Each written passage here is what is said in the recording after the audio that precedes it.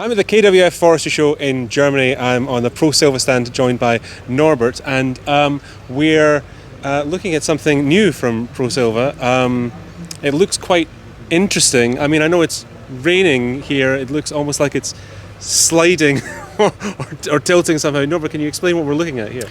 Yeah, we're looking here at an 8-wheel forwarder. Yeah. We call it a pendulum arm forwarder. Mm-hmm. So every bogie has its own pendulum arm. Right.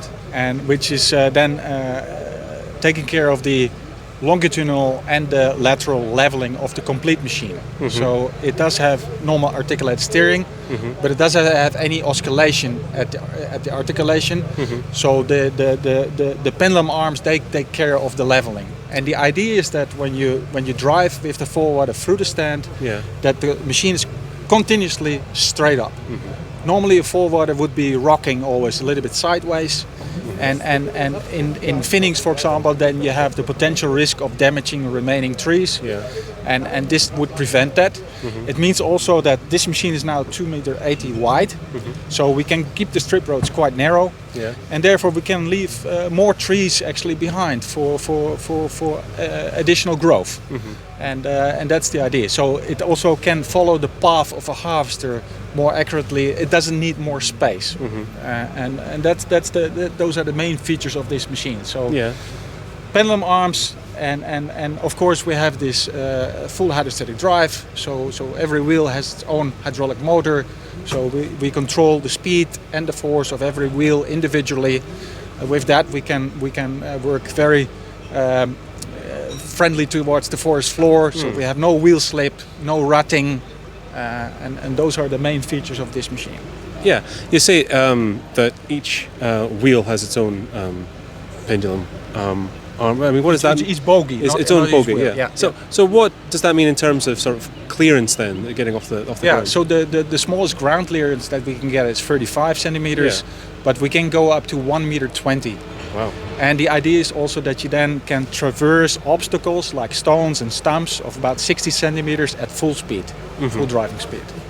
And the capacity is about 20 tons. In this case, it's a 20-tonner. Yeah. The idea is also to make some smaller load capacity versions. Okay. In this case, it's a 20-tonner. Yes. And at that capacity would still be primarily a machine, you think, for thinning, that kind of? Well, it depends on geographical area, I would Sure. say. But of course, the bigger the forwarding distances are, the bigger load capacity you would like to have. So for example, you think about northern Sweden, where you can have longer extraction distances, then this would probably have its place over there, and of course overseas as well. Yeah.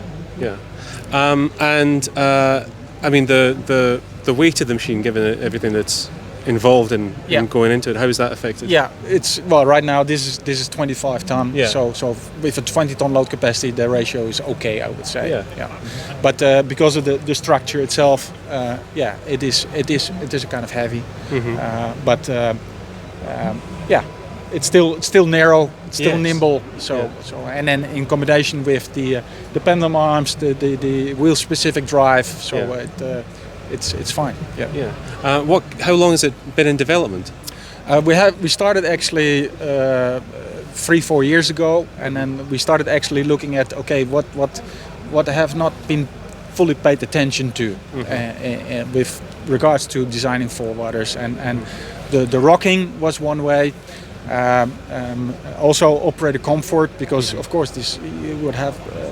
And it needs to be fun to drive as well. Sure. And we can have, it's fully automatic, but you can also operate it manually. And of course we have these gyro sensors here but you can also have, when you do it manually, you have a kind of a helicopter feeling that you're like hovering above the ground. So it needs to be fun to drive. That was one aspect as well. It needs to be comfortable, but also fun to drive. Yeah.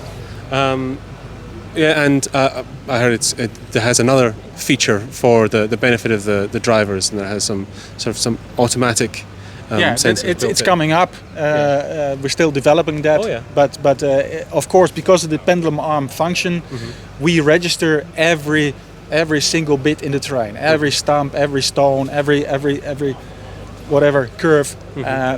So that is registered. So in theory, so that when you have your load, then you just press a home button and it drives then automatically back to roadside, following the same route and following the same contours, etc. So yeah, basically fully autonomous. Yes. Wow.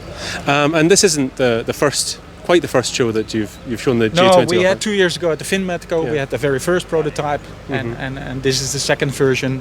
So built on the feedback that we got from the first one, we have developed it further. Yeah. And we need to see when it comes in full serial production. Yeah. So tell me a little bit about the feedback. For what kind of comments have people had? Well, we haven't tested it that much yet Yeah. with different contractors. So it's more what feedback, especially during the shows that we Yeah. get here, for example. But the response has been very positive, just because it's different from what others are doing. Sure. And if we look in general in forwarders, how they have evolved over the last 20, 30 years, they have some little improvements, but not big differences. The forwarders have all the time stayed more or less the same. And so this is very different, I would say. Yeah. Yeah. Well, it's I think it's very interesting. And thanks a lot for talking us through it. You're welcome. Thank you. Bye.